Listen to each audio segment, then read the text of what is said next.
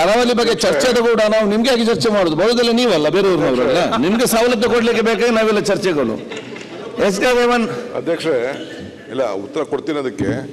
ಈಗ ಎಲ್ಲ ಯಂಗ್ಸ್ಟರ್ಸ್ ಎಲ್ಲ ಪಾಪ ಗೆದ್ದಿದ್ದಾರೆ. ಎಲ್ಲಿ ಎಲ್ಲ ಮಂಗಳೂರಿಂದ. ಇಡೀ ನಮ್ಮ ರಾಜ್ಯದಲ್ಲಿ ಪೊಟೆನ್ಷಿಯಲ್ ಇರೋದು ನಿಮ್ಮ ಕರಾವಳಿಲೇ.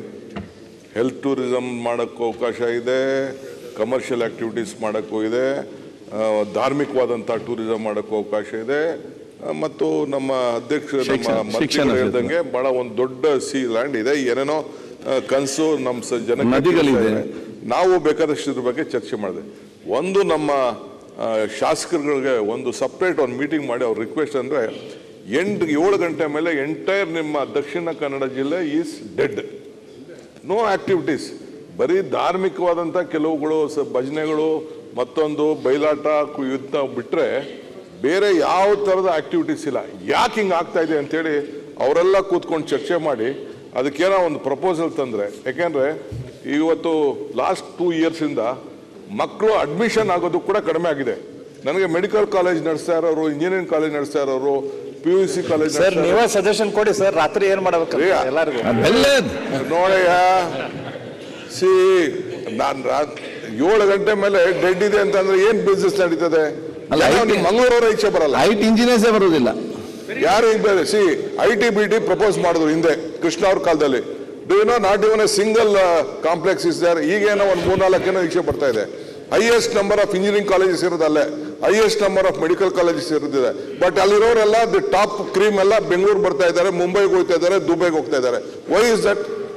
ಯಂಗ್ಸ್ಟರ್ಸ್ಗೆ ಎಂಟರ್ಟೈನ್ಮೆಂಟ್ ಅವಕಾಶ ಇಲ್ಲ ಅಂತಂದ್ರೆ ಯಾರು ಈಚೆ ಬರಕ್ ಹೋಗಲ್ಲ.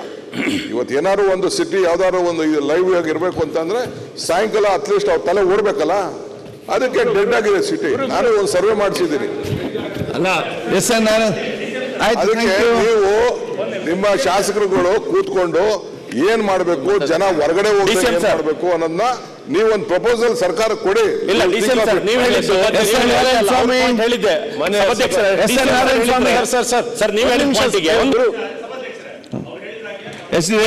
ಮರವಂತ ಬೀಚ್ ಅಲ್ಲಿ ಹಾಗೆ ಆಯ್ತು. 7 ಗಂಟೆ ನಂತರ ಏನು ಆಕ್ಟಿವಿಟಿ ಇಲ್ಲ. ನಾನು ಅಲ್ಲಿನ ಪಂಚಾಯತ್ ಲೋಕಲ್ ಎಲ್ಲರನ್ನು ಕರೆದ ಸಭೆ ಕರೆದು ಹೇಳಿದೆ, ಒಂದು ಸ್ಟ್ರೀಟ್ ಲೈಟ್ ಹಾಕ್ಲಿಕ್ಕೆ 2 ವರ್ಷದಿಂದ ಅರ್ಜಿ ಕೊಡ್ತಾ ಇದ್ದೇವೆ, ಇಲಾಖೆಯಲ್ಲಿ ಹೈಮಾಸ್ಟ್ ಹಾಕ್ಲಿಕ್ಕೆ ಅನುದಾನ ಇಲ್ಲ ಅಂತಿದ್ದಾರೆ. ಸೊ ಹಾಗಾಗಿ ಯಾವುದೇ ಸೇಫ್ಟಿ ಅವ್ರು ಹೇಳಿದ ಪಾಯಿಂಟ್ ಕೂತ್ಕೊಳ್ಳ ಮಾತಾಡ್ಬೋದು. ಉಪಮುಖ್ಯಮಂತ್ರಿಗಳು ಬಹಳ ಚೆನ್ನಾಗಿ ಉಲ್ಲೇಖ ಮಾಡಿದ್ದಾರೆ. ಉಪಮುಖ್ಯಮಂತ್ರಿಗಳೇ, ನಾವೆಲ್ಲ ನಿಮ್ಮ ಜೊತೆ ಇದ್ದೇವೆ. ಯಾಕಂತೇಳಿ ನೀವು ಹೇಳಿದ್ರು 100% ರೈಟ್ ಇದೆ.